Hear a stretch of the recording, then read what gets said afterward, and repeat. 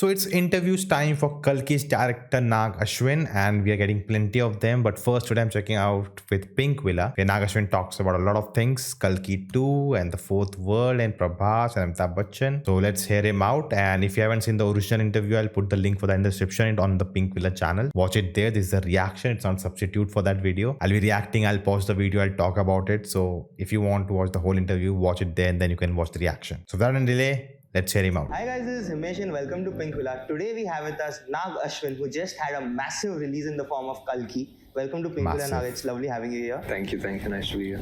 And congratulations. You know, you have been working on this film for so long. How does it feel seeing the appreciation, the number, everything? Because I'll tell you honestly, when I was watching the film and when the film got over, for some reason I feel relaxed that okay, his hard work has paid off. How do you feel now? Interesting. Even I was like, yes, of course there are issues, but he did it. You know, all the tension is gone. The world is in safe hands.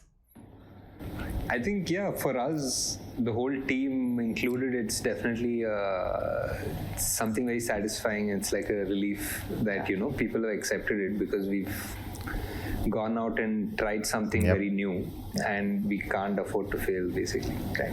But the thing that worked the most for me, and this is something which I wrote in my review as well, is that I missed to see the larger than life presentation of Mr. Bachchan on the screen. Yeah. I watched the 7 a.m. show with my father and both of us were cheering for Mr. Bachchan over there. Yeah. How did that idea come to your mind to present Mr. Bachchan in this way? I mean, we all remember Mr. Bachchan as the quintessential action hero, for sure. But I think it was also the fact that he was the first choice for Ashwadama. Yeah. And it's hard, to get a first choice. Like, it's one thing to say that we don't know behind the scenes what happened, but it's definitely, not many times the first actor you want to get, you don't get it. And I think having seen the film, him saying that, it makes sense that it felt like it was written for Amitabh Bachchan. And Ashwadama was the warrior. He was the son of the most powerful weapons teacher in the Mahabharata. So he had to be a intense and a fierce warrior. So it just came together. Okay. But how did he react? Do you remember the first meeting? How did he react when you told him this world and this character? I had some concept arts with me because I knew so much of Ashwadama's character is not dialogue as compared to what you'd expect from Mr. Bachchan and the great voice that he has. And I love that fact because Amitabh Bachchan, it's become like most of his films, he'll have a big monologue explaining and preaching because he did that in Pink and now everyone wants to do that because he can do it. He can deliver a big monologue flawlessly. But that doesn't mean you make him do that in every film. It's become tiring. So I like the fact that we don't get that here. We get a different, roop of him. It's not dialogue. It's either action or it's the waiting, it's the emotion. Yeah. So he was curious to begin with. He really went through the concept arts. He was very fascinated about how we're going to pull off this 8 feet cut difference character and all of that. So we had a few meetings to and fro, and finally, I think he just decided to trust me. And it's difficult for you to pick this, but for me, there are multiple favorite scenes in the film. But as a director, which is your favorite scene? Hard to answer, man. I think definitely. Mine is thinking about all these big action moments, but it's Deepika walking through the fire. The way it's picturized, like she looks beautiful. Then the flames are flowing, and one side is lit, other side is shadow, then other side is lit, this side is shadow, and then the walk and with that background music, it just class. The way it came together in edit, I would say the climax portion is definitely it's the most flawless sequence. How the edit and the music came together, the VFX. Yeah. The interval was also fun. The interval also came together really well. I always loved that sequence of Deepika's as she walked out of that tunnel. I remember, and we shot that so fast. But I remember telling Deepika I think this is going to be one of those iconic Sequences. moments that people will keep as wallpapers. Like we're just Yep. rushing through this, but Yes. this will be something special. Right. And I think that has, and in fact, people are drawing, so many references of this sequence and the Padmavat sequence, which both are iconic in their own sense. We realized that later that there was also a fire thing that Yeah. connect from before, but we didn't realize that at that point. But And now, over the last Even I thought when that moment happened, it reminded me of Padmavat directly. few years, especially in the post-Bahubali era, Prabhas has played the larger-than-life heroic character. And over here, you have gotten a sense of naughty side to him. There's so much comedy and goofy. Was that a conscious effort on your side to present Interesting Prabhas in this? question. What was the thought behind that? it was. I mean, I genuinely think Prabhas has a very interesting sense of humor and body language, which Body language, I agree. Like those sequences, I think don't land. Having seen the film twice now, I feel like those sequences don't. The edit and the direction, like something didn't gel well, and those sequences look so boring and all of that. But of course, the action is boring in the first half. But some of the body language, like what Prabhas is doing, the comedy, it actually is working. But the way it's framed, he's so far, like the way it's put together is not helping Prabhas. Like his performance is not being showcased the way it should have been in those sequences. That's what I feel. Like having seen it twice, there's so many moments I noticed where Prabhas is doing some physical comedy, which is adding to the humor. But the way it's shot, it feels so simple and without energy. That's not working. which we don't have to see him as like a macho man all the time, like always like bending iron rods or hitting people or like blood and gore. Like I just thought he can be a warrior, he can be a great fighter and still be real. I really enjoy Prabhas being real. Maybe in one movie of his in the past, it was sort of like that. That was always my reference point. And then once I met him and spent more time with him, I realized this is what I'd like to see him like. And Bhairava was always like that. Right. But is Bhairava a mixture of Prabhas in real life and the character you thought, or what's it? Bhairava was always written to be a bit goofy and funny. Definitely Prabhas added a few things to it which made it more real. Yeah. And there are so many cameos in the film. How did you plan them? Did that come seamlessly in the writing, or was it a planned? Interesting. I don't know this. Characters were all there at some point or the other, and the ideas for who would play those characters came a little later on, I think, during production, based on like who we all felt was right for the part. Right. And I'm sure two characters which will carry forward in the universe are the ones played by Vijay Deverakonda and Dulquer. Could you tell us something on their part? What plans you have with them in this universe? Interesting. I don't know if he'll answer that. But let's see. I don't know if Vijay Deverakonda's character will... I don't see him like coming back. Unless we go back to Mahabharata sequences. But DQ definitely. I think something is planned there. I mean, it's pretty... they're pretty much limited to what role they have. Obviously, it is possible to expand it into something else, especially for Dulquer.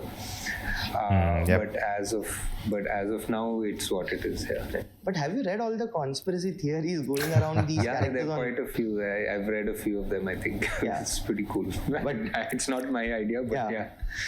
But as a director, are you tempted to, read them and then include somewhere in the... If it makes sense, if there's a better idea or if there's a seed of a thought somewhere. It's interesting, when these things happen. Like, I think Game of Thrones and all, they ask, there's so many fan theories. Would you like thinking about that? Do you change your own narrative? And they always answer, it's always you have your own set path and you don't want to change that.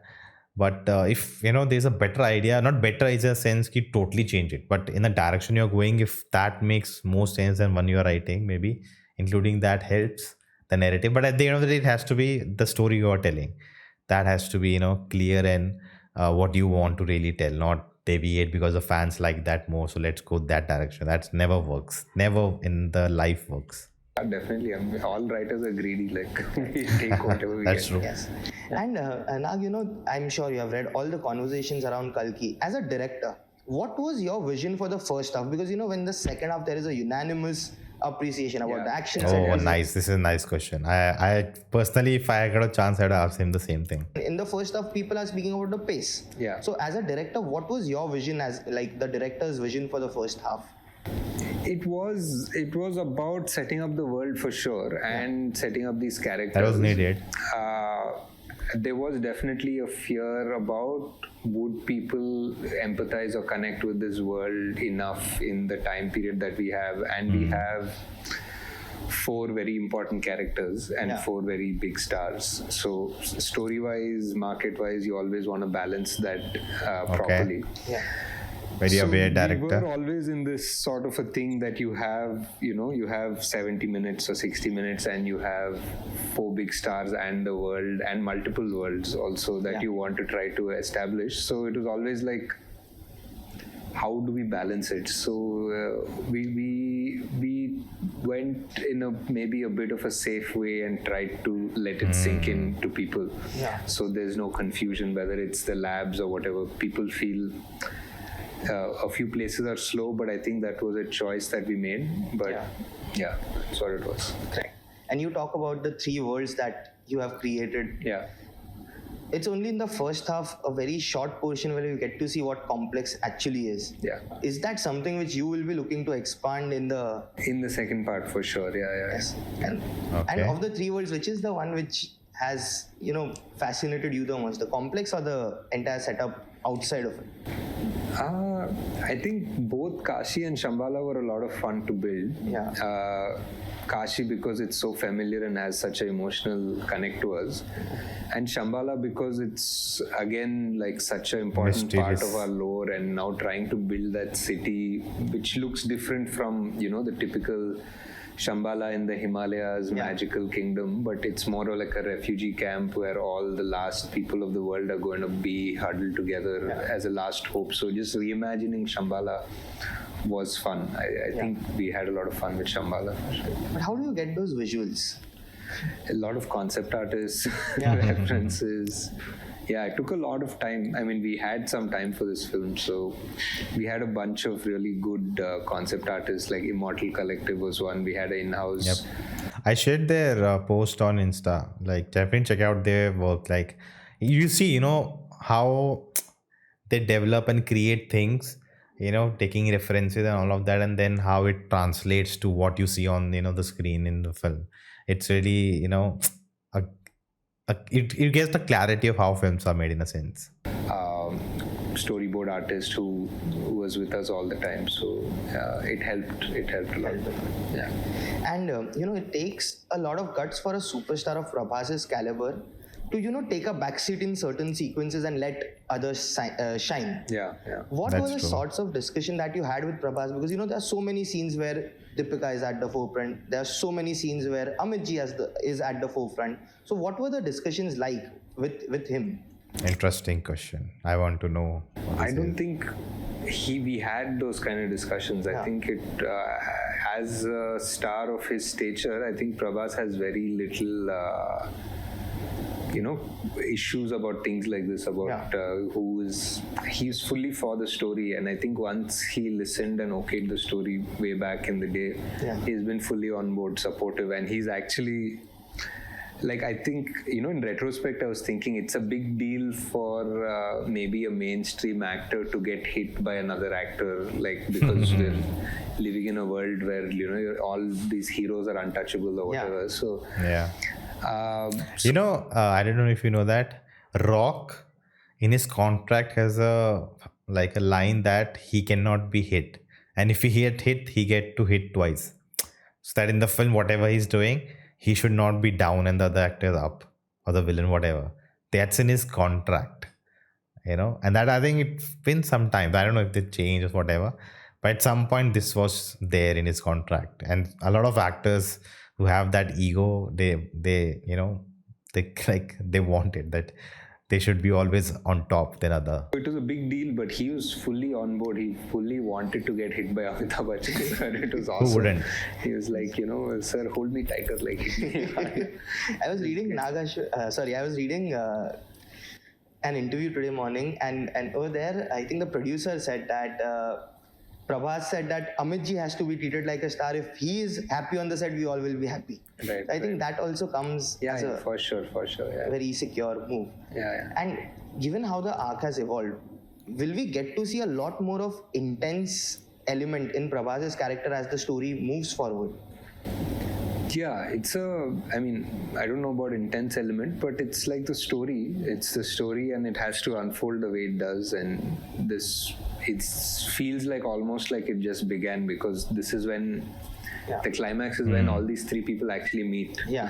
And so that's also probably when you really feel like, okay, now this is going to really get interesting. So, When was it that you decided to make Kalki into a two-parter? early on, like I think early Just in two-parter? production, like maybe when not even halfway through. Okay. Yeah. And then you expanded it into a... Into a two-parter. Yeah. And you have the entire script of the second part. We have the script of what it was as a single film. So, Okay. yeah. And I think 60% of the second part is already shot. So could you tell us something on what plans you have? It's not 60%, I'd say. I'd say we shot about 25 to 30 days, maybe, of Okay. the second part. But there's a lot of... I'm there's excited. a lot left to do, yeah. Like, I'm guessing those, I think because most of the times you shoot the heavy VFX shots, like I feel the climax of the film is what they shot first, and then they shot all these remaining things. I think that whole complex dance sequence, whatever we get, that they shot the most recently, because I think there were pictures of Prabhas and Disha, they have gone to Italy or somewhere to shoot that portion. So that happened just this year only itself. So, like they bifurcate the scenes according to how much time they need in post production. So if you say 30 days, I think the climax of part 2, and I am saying it's one script and one film and then divided into I thought they'll be bigger, like not just two, it should be 3-4 films in a whole saga of how the story goes, not just 2 films and just end the narrative with Kalki being born. I think there's so much potential there.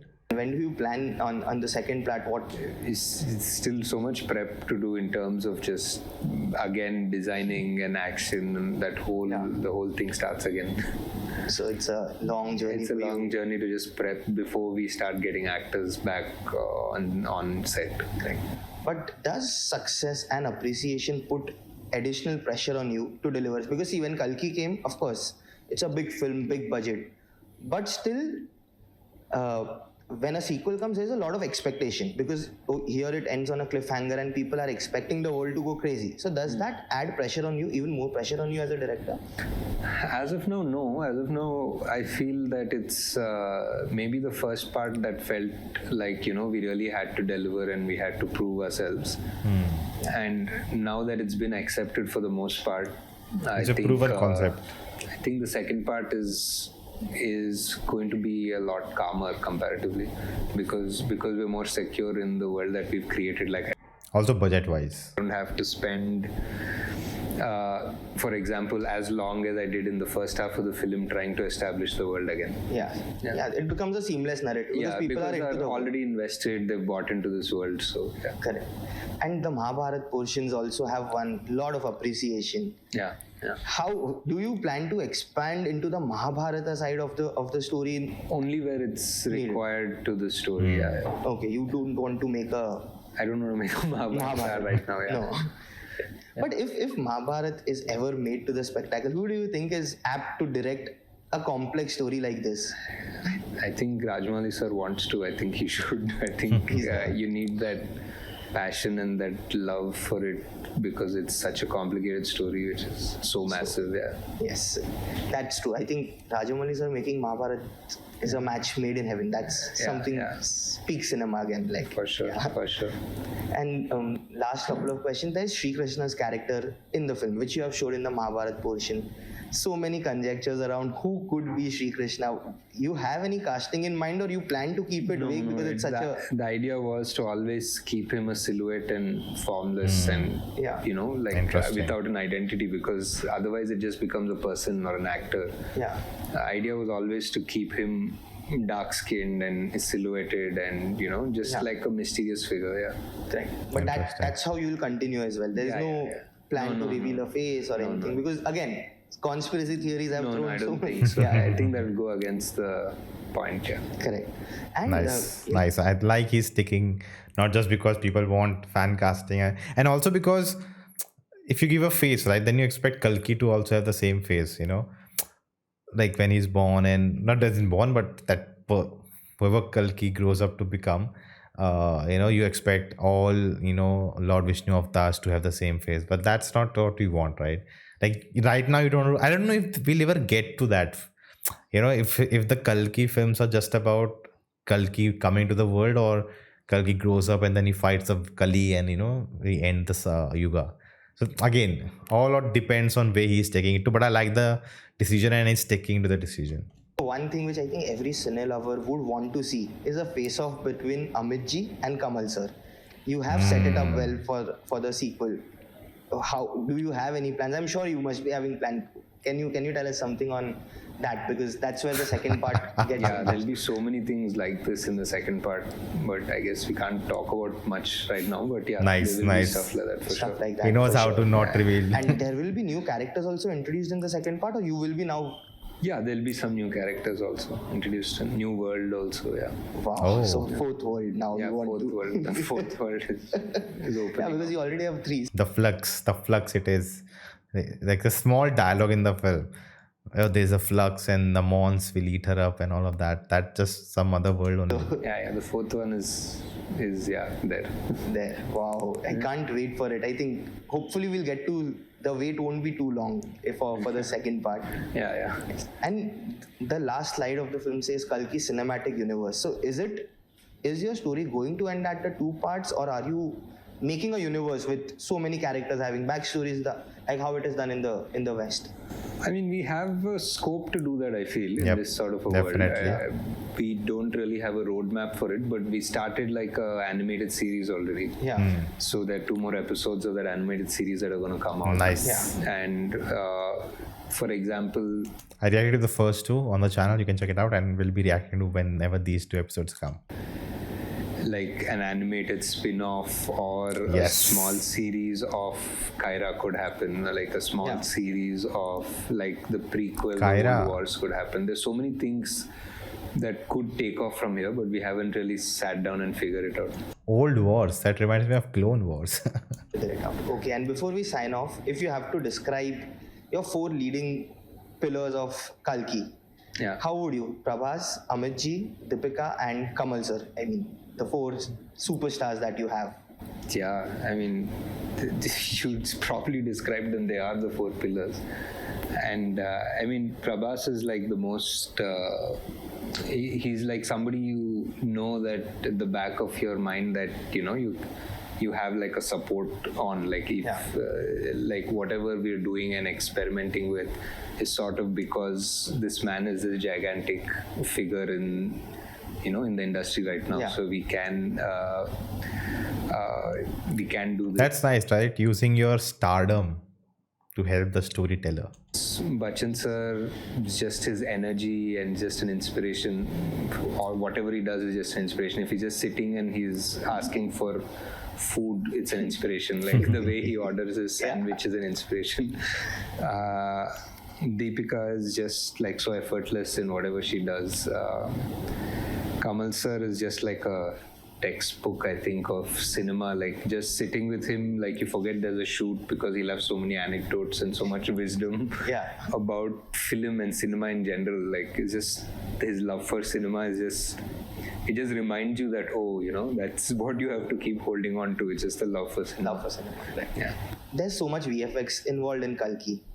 And of course, even the actors and technicians and even you. The final output you got maybe a week or 10 days, the final cut with all the VFX maybe 10 days, 15 days before the release. When you watched the first cut and when the star cast, the 4 pillars, like we said, what was their first reaction like when they watched the world which they shot with green screen and sets come to life? I mean, I think it was slowly opening up for them as they saw trailers, as they saw teasers, as they saw like stuff that we would send to other studios. Every time they saw something, people were like blown by the world and the quality of VFX. I think the producers and the whole team didn't skim or cut any corners as far as that was concerned, and it shows today. Yep. Yes, that's absolutely. Every frame shows the vision and the Yeah, spectacle. Perfect. On that note, thank you so much. Thank It you. was lovely speaking to you, and can't wait for Kalki Part 2. I hope we get to see it in 2 years. yeah. You can tell Nag Ashwin is not very comfortable giving interviews. He's kind of reserved, but that's fine. He needs to make films, not do interviews. But this was lovely interview. Very good questions. Asked some things I also wanted to ask. There are more things I want to ask him. Maybe if I get a chance. But one thing he talked about, right? Like there's more things. I made a video about that. They can be spin-offs. As he said, 2 more episodes of animated one with, he said Kyra, they can be a spin-off series. That her character is so cool. We would like to see it. I hope she is not dead. Like it'll be interesting. Like they already showed that the guy didn't die. So I hope she also survived that. But let's see. Well, we little too much. Like you need deaths happen. So the stakes keep rising. But I hope it's not just 2 films. Yeah. Like as in this narrative, what he has started with this film, it should not just end so quickly with second part. Like 6,000 years have to wait for Kali to come and then Kalki to come and the fight between them will happen. It cannot just end in within 2 movies. Like I need to be a trilogy or more than that. I want that. So I can just hope, right? What else can we do? Like I think there was this new 60% shooting is done and it clarifies just 25%. 25, not even 25%, 25, 30 days of shoot. I'm sure the first film they shot for 200, 300 days. So that much still is left. So if you look at that, just 5% is done for the film. So there's a lot more to be done. As I said, it must have been visual effects heavy shots. They finished first and now it's working on the VFX and then they can shoot the close-up shots and just the talking shots or whatever. I think the action shots have been like kind of done. But also the actors are so busy, right? Deepika's gonna deliver a baby soon. Then she's gonna take some break, then say other projects coming. Prabhas busy with Salar 2 now, then that comedy film is doing. So there's a lot more he's taking up, and Amitabh Bachchan also, Kamal is also so busy with this film. So I think it will take 2 or 3 years depending on the VFX and everything, but cannot wait. Now there are more interviews. Check out my interview, him talking about the theories for Kalki, and I will see you next time.